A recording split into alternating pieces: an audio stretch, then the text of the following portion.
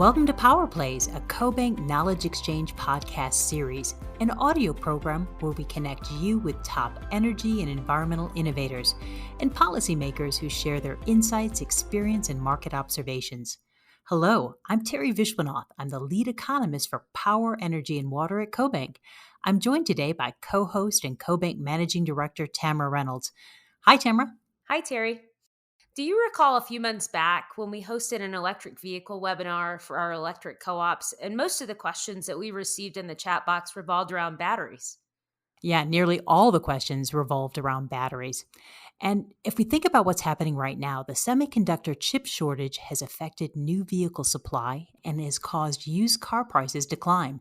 We know that U.S. automakers have promised a lot of electric cars, and there are a few experts that are currently warning there may not be enough batteries for all those new models. A known challenge for batteries is the availability of materials. We know lithium is abundant, but in the time frame that we need to scale up a battery supply chain, there might be problems ahead.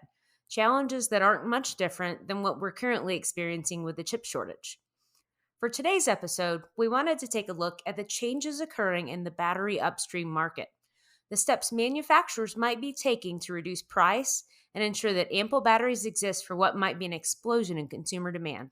For this discussion, Tamara and I invited Simon Price back to our program. As you might recall, Simon is the CEO of Exawatt, and that's a global research and advisory group that specializes in energy storage technologies. Here's our discussion with Simon. Simon, welcome back to our Power Plays Tech Corner. And just to remind me, why is it we're talking about batteries again?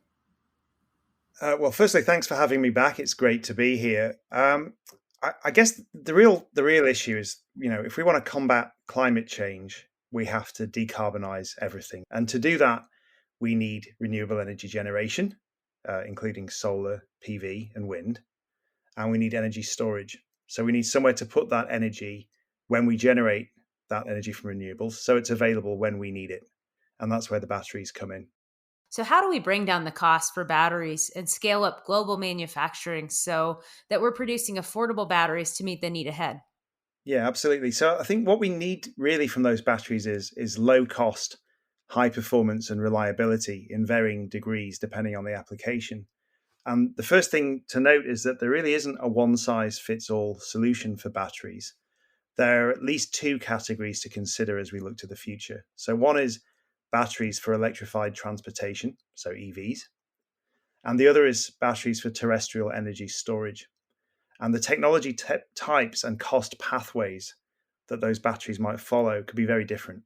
So if we're looking at electric vehicles, the biggest factor is probably energy density. So it's how much battery capacity you can fit into a given volume or mass. So cost is important for EVs, but not at the expense of energy density.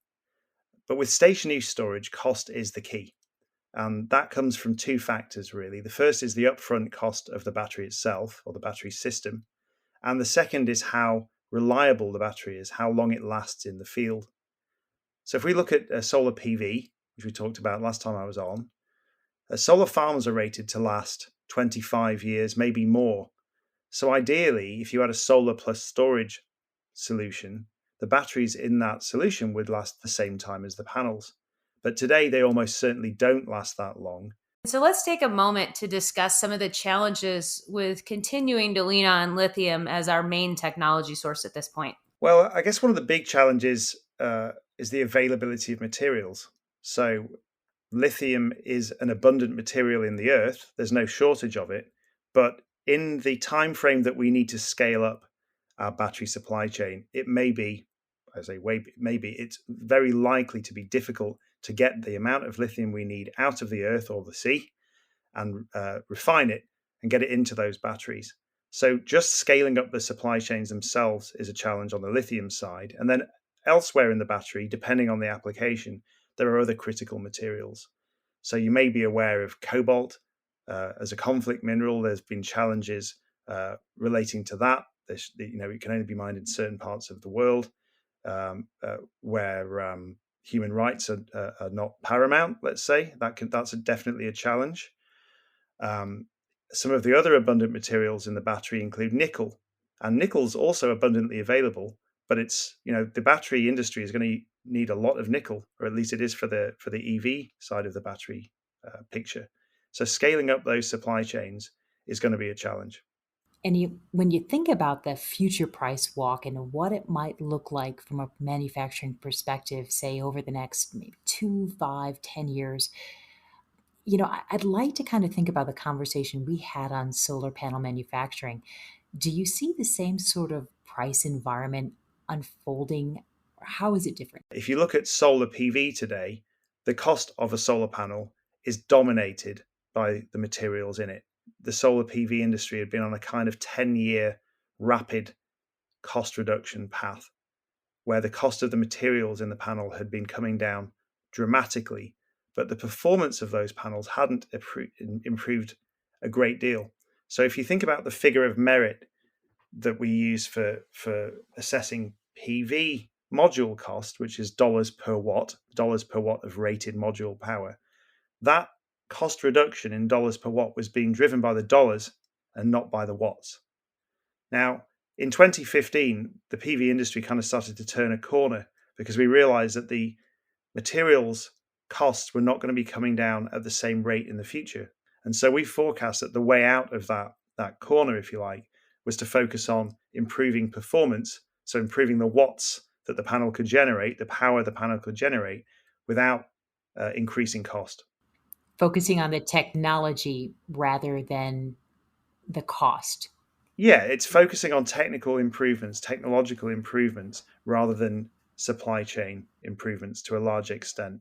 Now, if you go back over to the battery side and you think about where we are, today, something like 60, 70% of batteries are probably made in China. And those supply chains are already at very large scale. I mean, in 10 years, we'll look back and we'll say that the scale was tiny compared to where it's going to be. But there actually, there are many gigafactories in the world now. These supply chains for batteries are large and they are maturing. And a lot of the easy cost wins that you get from scaling up have already been achieved. We can't migrate to China because we've already gone to China. So we can't scale up because we've already scaled up. So we have to improve the performance of those batteries, and we have to select materials that are earth abundant, so widely available, that can be refined at low cost, and that deliver high performance. The materials coming down, like our solar, right? Coming down over the past 10 years, we've already got that material, I guess, cost reduction, right? One thing I should have mentioned is that, coming down the price curve, 10 years ago, batteries were costing, $1,000 per kilowatt hour of capacity. And that's gone down to, not much above $100 per kilowatt hour now. And the projections out to 2030 call for a kind of 50% reduction, and there are even more aggressive forecasts or goals or targets out there, including the US DOE's projection or let's say hope that in 10 years the cost of long duration storage will be reduced by 90%. So that really illustrates just how far the cost has come down, but maybe gives us pause when we think, can it really be reduced by another 90%? I want to switch gears slightly, and I want to talk a little bit about the consumer concerns around batteries. And then also, hear a little bit more about recycling. I would say batteries in EVs today are there are some concerns, and they certainly get amplified in the press about whether they're safe. I think to a large extent we can say that they are safe. The chemistries inside them certainly aren't inherently safe. So mainstream high energy density batteries that you will get in most electric vehicles, the chemistries inside those batteries are not inherently safe, but the architecture of the battery systems, so the casing you put on them and the safety mechanisms you put around them, make them safe. If you go a little bit further down the road, new generations of battery technology, such as solid state batteries, are inherently safe. But one of the things that may happen is that because they're inherently safe, they don't need to be as encased in safety features and robust casing. So you can actually reduce the size of those batteries further, and that contributes to this increased energy density and this performance that we talked about. When it comes to recycling, there's some really interesting issues here. So batteries that go into electric vehicles are generally likely to be cycled out of the vehicle industry one way or another when they hit about 80% of their rated capacity, which, as I said earlier, is maybe over 8 to 10 years or over several thousand miles of driving, 100,000 miles, something along those lines. A battery that can cycle to 80% of its rated capacity still has a lot of value in other applications, particularly energy storage, stationary storage. So one of the challenges a few years from now for the stationary storage industry is, will it be possible, or how will it be possible, to produce and sell batteries that compete with essentially with second-hand batteries rolling out of used cars? It's going to be an opportunity for the battery second life management industry, if you like, that will emerge, and an opportunity for system installers of stationary storage batteries. But it may be a challenge for manufacturers of stationary storage batteries because they'll be competing against potentially low cost alternatives. Staying kind of with that consumer interest and consumer mindset, with the Ford F-150 Lightning offering coming to the market, we might have what we consider a glimpse of the true connectivity that might exist between vehicles and stationary battery requirements. Let's talk about that a little bit more. I think more generally, we'll see more and more of this coming because in power electronics terms, it's not a great leap to replace the current charging, the onboard charger of an electric vehicle, which is currently, in most cases, what we might call unidirectional. In other words, when you charge your car, you plug it in and the power goes from the outside to the inside into the car. It's not a great leap to replace that onboard charger with a bidirectional charger that you can then hook up to essentially to the grid or to the house and send power in the other direction, much as the F-150 is pointing in that direction, right? So the next generation of vehicles, or maybe the generation after next, but only 2 or 3 years away, most likely, will have bidirectional onboard chargers that will enable you to connect them to the grid. So you could imagine, living in a house with solar panels on the roof that charge the car, because the car in most households sits there doing nothing for 95% of the time, using that expensive battery that you paid for along with your vehicle as a store for the energy that you're generating cheaply now from your roof, and then giving it back up to the house when it's needed. And not only would it go back to the house, but in principle, it could go back to the grid. So you can actually turn your car into a source of value by selling energy back to the grid when it's required. So when everybody comes home from work and they all put their microwaves on, or their ovens, or whatever it might be, or the TVs, or whatever else, at that moment the grid spikes and the value of electricity goes up. Using that kind of latent EV fleet as a grid resource keeps value back in the community, in a sense, because it allows you as an EV owner to sell that energy back.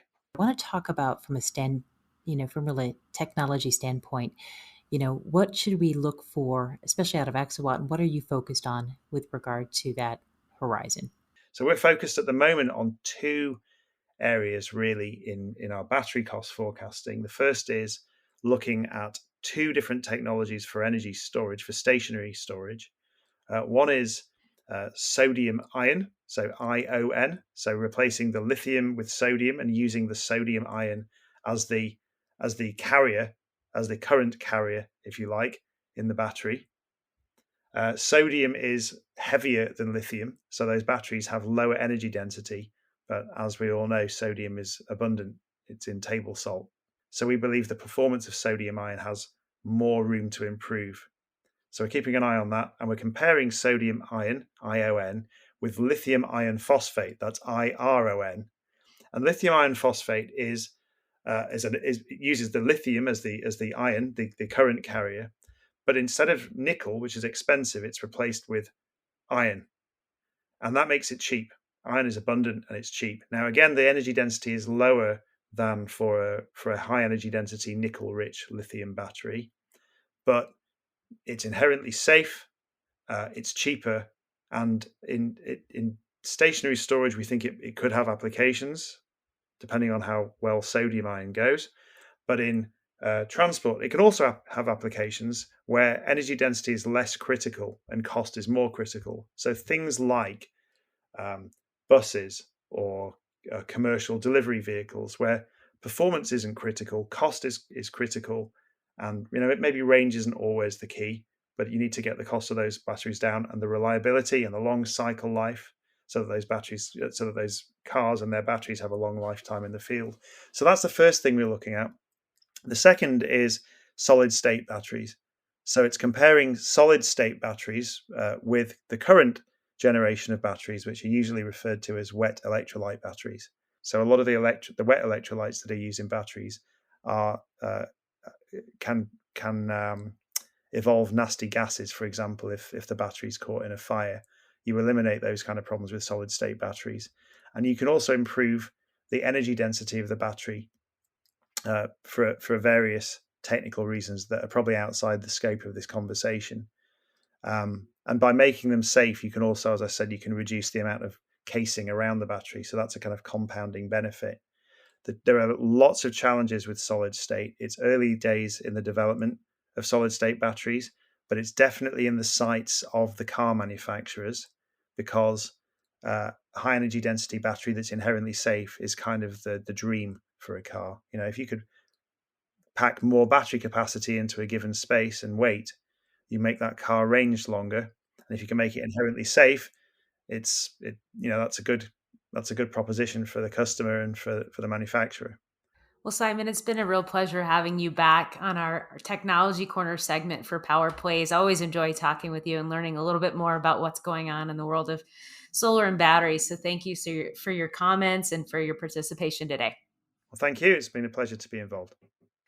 Teri, as the world seeks to reduce carbon emissions, partly by ramping up EV adoption, demand is expected to soar for battery materials like lithium, cobalt, and nickel.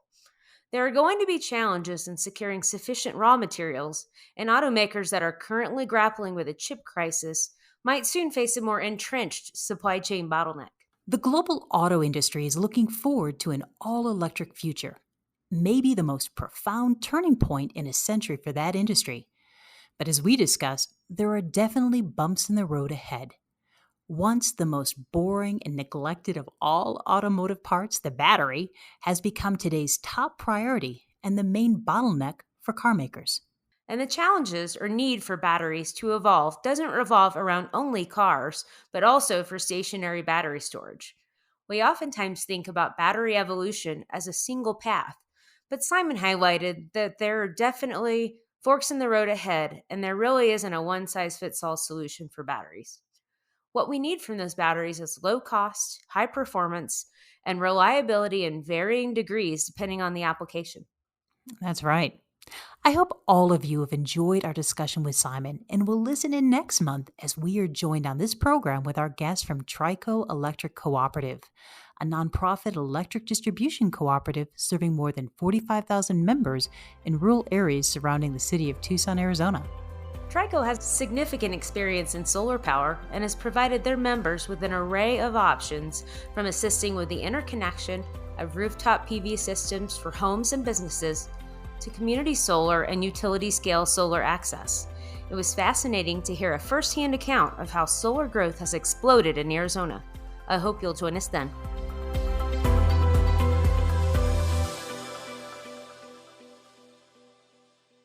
The information provided in this podcast is not intended to be investment, tax, or legal advice and should not be relied upon by listeners for such purposes. The information contained in this podcast has been compiled from what CoBank regards as reliable sources. However, CoBank does not make any representation or warranty regarding the content and disclaims any responsibility for the information, materials, third-party opinions, and data included in this podcast. In no event will CoBank be liable for any decision made or actions taken by any person or persons relying on the information contained in this podcast.